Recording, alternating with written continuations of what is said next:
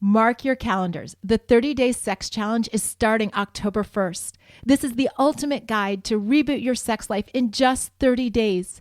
It's more than just sex. Bring back the romance and the adventure. Get registered at oneextraordinarymarriage.com/30days. From San Diego, California, this is a One Extraordinary Marriage show, where being busy is overdone, romancing is fun, and scheduling sex is taking the guesswork out of wondering when you're going to get some. I'm Tony DeLorenzo, your co-host, along with my beautiful wife, Elisa. From coast to coast and around the world, thank you for joining us. It's time to talk sex, love, and commitment. Give us a call or text us on the HUG hotline at 858-876-5663 or send us an email to hugs@oneextraordinarymarriage.com. On today's show, we talk about the pain that rejection can cause between you and your spouse. And there's a quote from Toni Sorensen that talks about rejection. She says, "Rejection is like a blade to the heart. It's the worst kind of pain."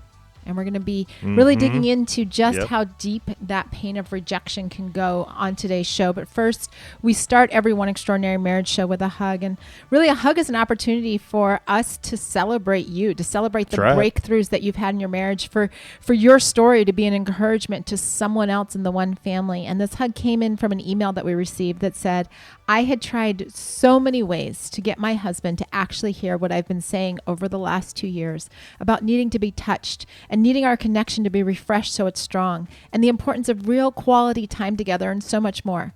But he never believed me. Or maybe he thought I was trying to point out his shortcomings. But I found your website one day about a month ago and decided to subscribe. Then, as I received the emails, I started looking around to see what other interesting and useful things you had available. Ever since I found your podcast about 2 weeks ago, we've started listening to one almost every night. Awesome. It's actually become our quality time together to understand and improve on our marriage. When you say what I've been saying, he hears you. And more than that, he enjoys listening to your podcasts. Both of us still have a long way to go and a lot of work to do, but I'm confident that this is the start of One Extraordinary Marriage. Thank you." Oh, that's fantastic. And that's the beauty, right? And just being able to put on some earbuds or sit down and tell Alexa to play the One Extraordinary Marriage show. You guys can sit down, and so many of you have done it over the years. It's truly a blessing and an honor to have you part of the one family. Mm-hmm. It's interesting because usually I go looking for the hug before we start pulling all of the show pieces together, and to have this show tie in so well, or the hug tie in so well with what we're talking about in today's show, because clearly there was a buildup of rejection, right? She was asking for, the ability to be touched. She was asking for a connection to be refreshed, and he wasn't hearing her. And that could be a form of rejection, like we're going to be talking about in today's show, because one of the things that we need to address is that rejection doesn't just happen in the bedroom. In a marriage, you can actually experience rejection in any of the 6 pillars of intimacy. And we're going to be talking about that today. And this show, we've talked about rejection over the years. We've got a number of shows that deal with rejection. And like so many topics that we cover here at One Extraordinary Marriage, we usually revisit something when it starts showing up in either emails or coaching calls. Right. Those are the two things where we're like, there's something going on here. And, as I'm having these coaching calls over the last few weeks, this concept, this pain of rejection was just like really coming to the forefront. And what I saw this time, that maybe, I don't know if it's just me being more aware of how this looks for all the 6 pillars, or if it's what I'm hearing specifically from clients, but there was just this awareness that rejection can happen in any pillar. Right. And just to be clear, our previous ones, I'll put some of them in here. I'll put them in the episode notes. You can find them. But those were directly around sexual intimacy. And as Elisa and I do pour in more into the 6 pillars of intimacy, our new book, the actual full edition of the 6 pillars of intimacy will be coming out soon. We're in that place of writing it and getting it to editors and the book cover and all of that.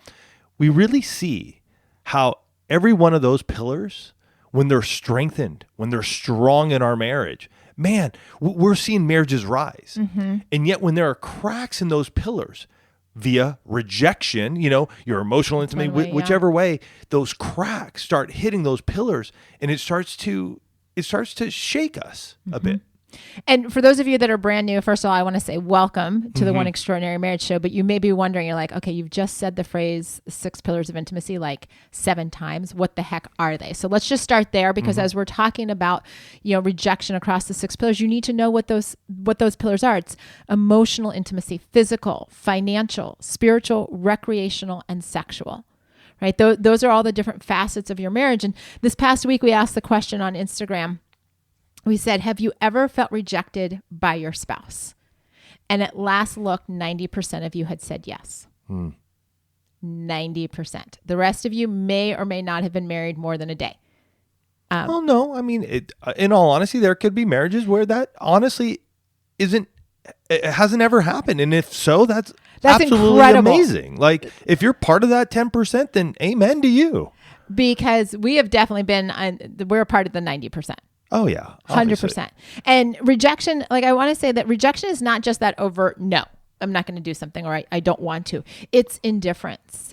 It's a lack of enthusiasm. It's not being available for your spouse, or being distracted while you're doing. Those are all ways that rejection can manifest in your marriage. And, Tony and I have spent a lot of time. I mean, we've been doing the One Extraordinary Marriage Show now since January of 2010.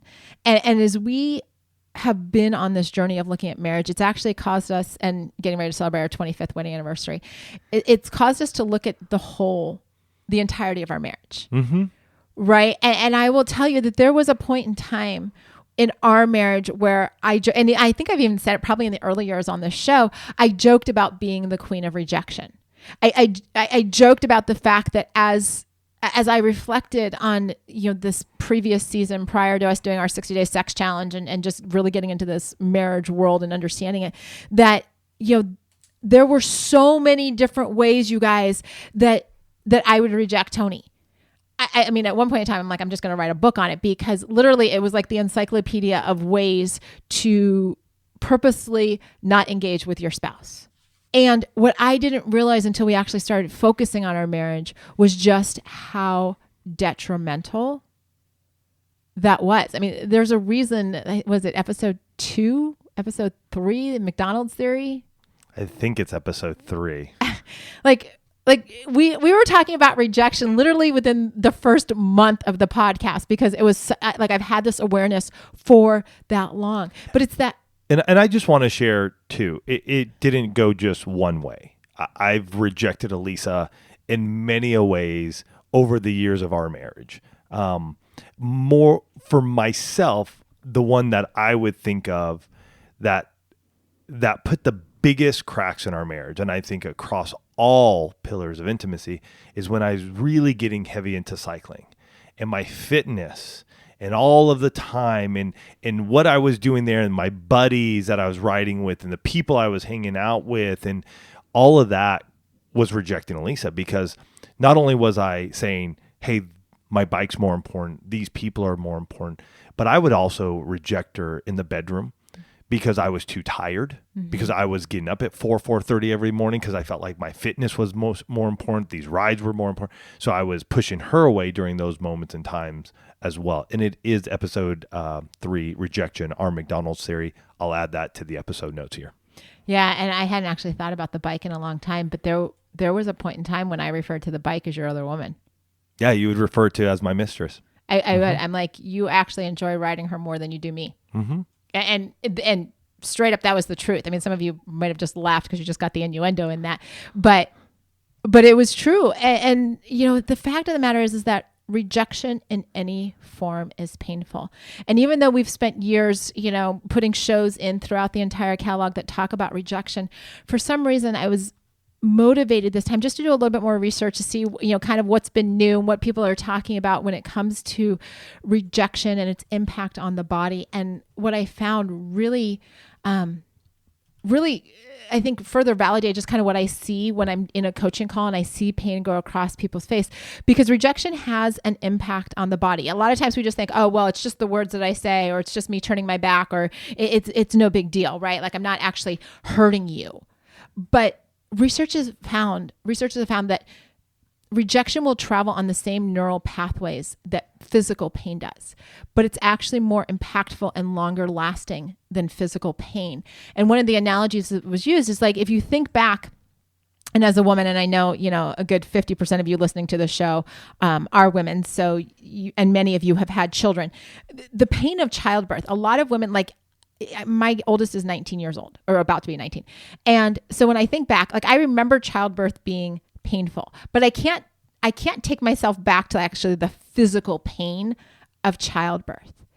But when you think back on traumatic negative memories, when you think back on the emotional pain of something like rejection, and I actually saw this in a coaching client just the other day, it literally will wash across somebody's face and in their body. You can see the eyes clench as they try and hold tears in. You can see the jaws clench as they're trying to literally hold it all together, because the pain doesn't matter if it happened, yesterday or if it happened 10 years ago or 20 years ago. That pain is literally imprinted on the body.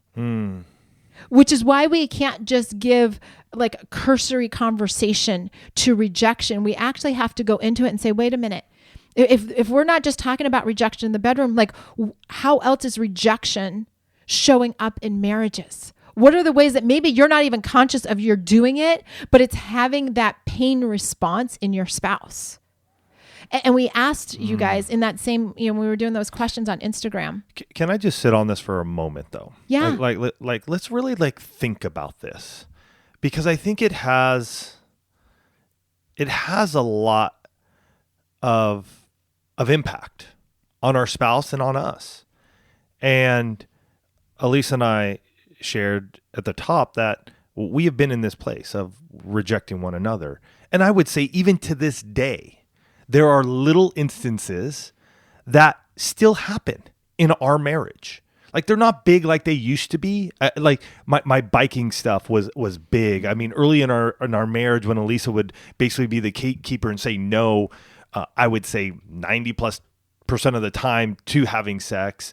That was big. And I do think though now there are still little instances where something will come up. But think about that. Think about that pain of what it feels like, and really digest that a bit, because we feel it for ourselves, but do we feel it for our spouse? When we do that, do we feel it for our spouse? And if we can understand this place of, man, that hurts, then why would we do that to our spouse? And it's a big one, and it's a tough one, and it's something that I even have to work on here. Do I really want to hurt Elisa? No, I've been married to her for almost 25 years. I've been in love with her for 27 years. I don't want to hurt her. That's the last thing. I mean, I can get in a moment of time and just thinking about her and what it would be like to not have Elisa in my life. And I can just fall apart, because I don't want that. I would not want that in my life right now. But when she says something that irritates me or frustrates me, and then she goes, hey, let's go do this, and then I don't respond, or I give her the quick no, how does that make her feel? Mm-hmm. And that's a tough place to be. There's some tension going on there, because my own feelings are moving, and I also have to think of hers as well. That's kind of the definition of marriage. It is. Straight up right there. You're not just thinking about yourself. You end up, an extraordinary marriage, you're thinking about both your spouse and yourself. Mm-hmm. And what does that look like? And I think it is important for us to share where the one family has been rejected, because that was the question we asked. What are some of the ways, or what's one way that you've been rejected in your marriage? And truthfully, I didn't know, because I didn't put any qualifiers on there. I didn't say think about the 6 pillars of intimacy. I didn't say anything outside the bedroom. I just said share. And yes, there was, and it's not uncommon, there's a lot of rejection that's happening in the bedroom. But I want you to hear where else people are being rejected in their marriage. I want you to be aware of this, because as you start to look through it, you're like, oh, hold on a second. Maybe I've done that, or maybe it's been done to me, and that's why it bothers me so much, because it's actually a form of rejection. People have said not listening to what I have to say. This has happened in our marriage 100%. Choosing friends over me. My spouse not wanting to engage in either sex or conversations. So you got your sexual and your emotional intimacy. Claiming to always be too tired. Not communicating when there's an issue. Zoning out on the phone instead of being present. Choosing video games over sex. Being last on my spouse's priority list. Not having my input or opinions heard or valued. All of these, I mean, yes, they can happen in the bedroom, but all of these could go across every single pillar of intimacy: emotional, physical, financial, spiritual, recreational, and the sexual. But we've got to address what can be done about the rejection. And let's talk about this after this break. Do you know the difference between an antiperspirant and a deodorant? Antiperspirants contain aluminum, which forms a plug in your sweat glands to stop you from sweating. Native deodorant does not contain aluminum or parabens or sulfates. It's vegan and never tested on animals. Native just works to keep you smelling fresh all day long. Native deodorant is made with ingredients you've heard of, like coconut oil and shea butter. You wear deodorant every day. Shouldn't you be able to understand the ingredients list? I love the fresh, clean scent of the eucalyptus and mint. And you know what? It doesn't just smell good. It works amazingly well. I can do a tough workout and not walk away smelling like the gym. So I feel good and smell good too. You're going to love Native as much as I do. Right now, you can save 20% on your first purchase. Go to nativedeo.com/1 or use promo code 1 at checkout. That's nativedeo.com/1 or use promo code 1 at checkout to save 20% on your first purchase. This episode is brought to you by Off the Eaten Path. You're hungry for adventure, so try a snack that satisfies your curiosity and your appetite. Off the Eaten Path Veggie Crisps and Chickpea Veggie Crisps are bursting with flavor and texture, designed to take your taste buds on a journey. Packed with real veggies like chickpeas, black beans, rice, and green peas, these gluten-free crisps are deliciously crunchy and non-GMO project verified. Plus, they have no artificial flavors, colors, or preservatives. So it's a great tasting snack you can feel good about. Real veggies. Really delicious. Shop now for Off the Eaten Path Veggie Crisps on Amazon or at stores near you. We're back, and we're talking about healing from the pain of rejection. And I got to say first, it's time to spend a little bit of time with yourself and self-reflection. Which is what I was talking about. Yeah, because you've got to acknowledge where the pain has been. If you've been on the receiving end of that pain, you've got to get clear. Because just to say, you know what, that hurts, or you hurt me, especially if this is something that's happened in the way far past, I will tell you as a coach, I'm going to get really specific with you and be like, what specifically hurt? Mm-hmm. If you're the one that delivered the rejection, what are the specifics around that? We can't just be vague people. Can I tell you, vague people don't get anything done. And just pretend that I'm sitting there as your coach saying, no, get specific. Mm-hmm. Dial into it. And I understand and I know, because I've seen it across people's faces and we've dealt with ourselves, that sometimes when you get into that place of self-reflection, you actually want to avoid it because it's uncomfortable and it's painful. But as virtually every one of my coaching clients has probably heard, you have to take off the Band-Aids in order to let the wounds heal. Mm-hmm. They don't heal if you put 22 Band-Aids on them. You might look pretty, but it doesn't actually do anything for you. You have to understand where you've been in order to create a plan and get clear on how you're going to heal and where you're going to go. Right? Then you have to find an environment in which to share this with the spouse. Right? Keeping it inside of you. I was telling somebody the other day, I'm like, all this stuffing that you've been doing doesn't do you any good.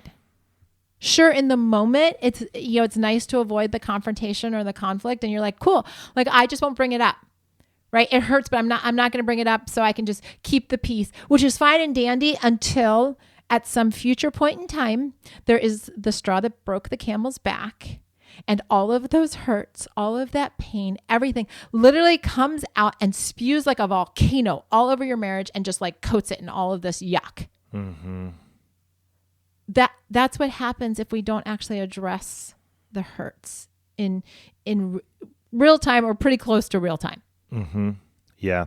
Right. I want to say in this area, sometimes we're unable to see it individually.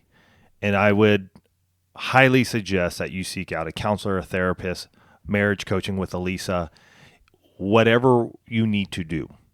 Because even I went through a bit of this a few months back and I couldn't see it. And I needed to reach out to a coach and get some work done on myself so that way I could see what was going on in my life. Mm-hmm. So don't wait.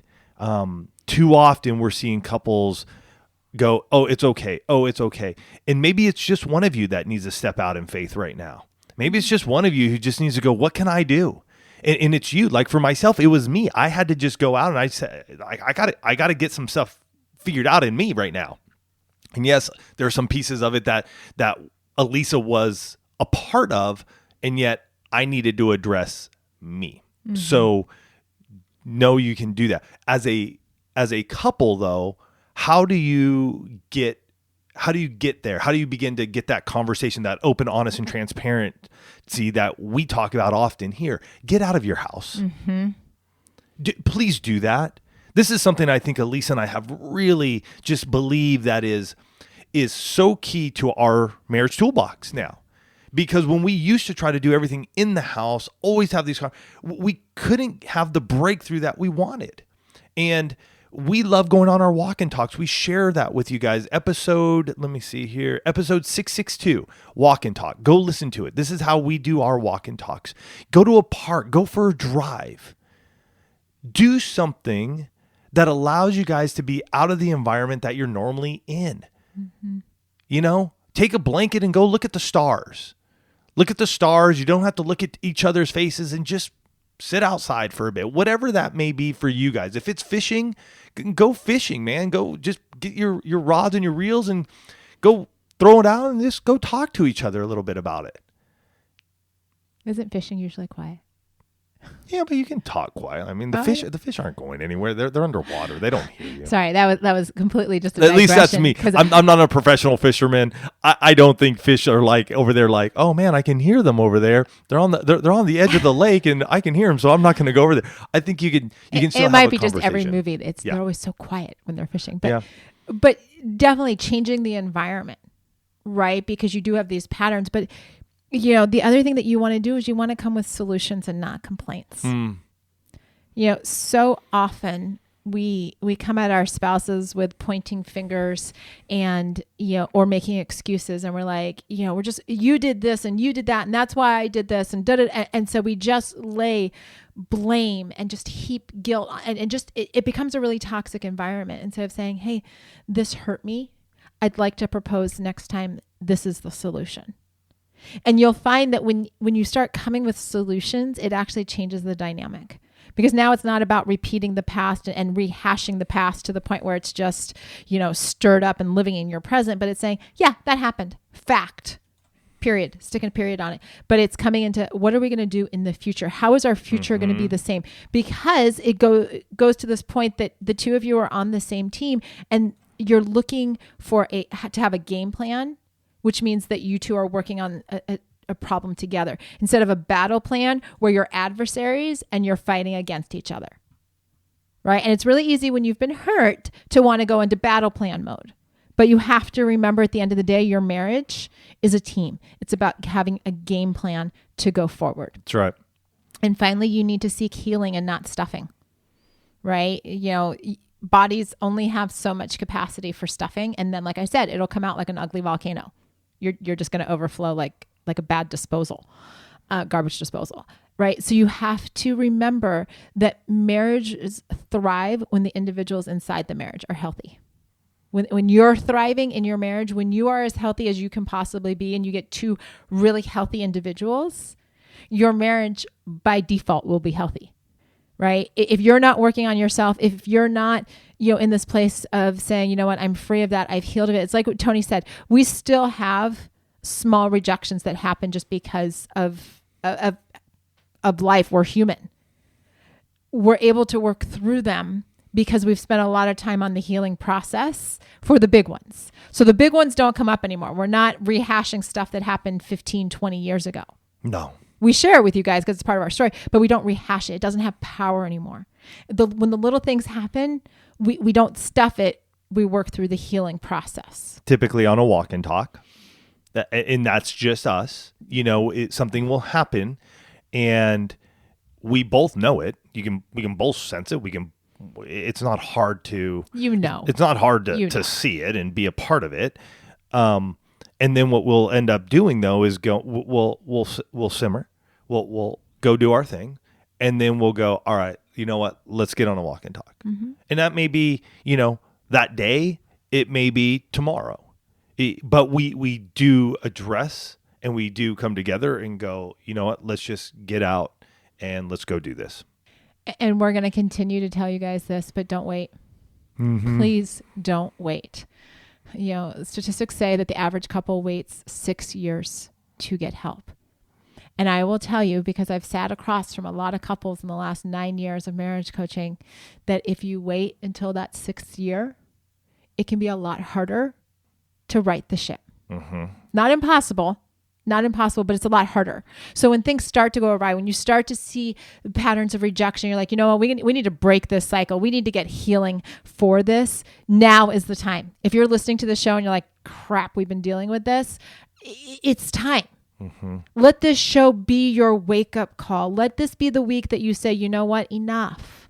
We're going to draw a line in the sand. We're going to get healthy, and we're going to do it now. We're not waiting another day. Yeah, and you can learn more about coaching, and you can apply for coaching at oneextraordinarymarriage.com.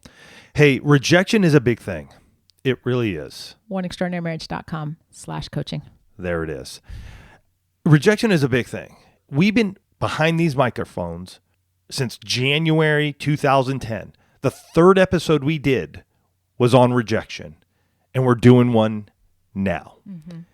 So it tells you that Elise and I have been in this area and learning and growing, and we know that you can do the same.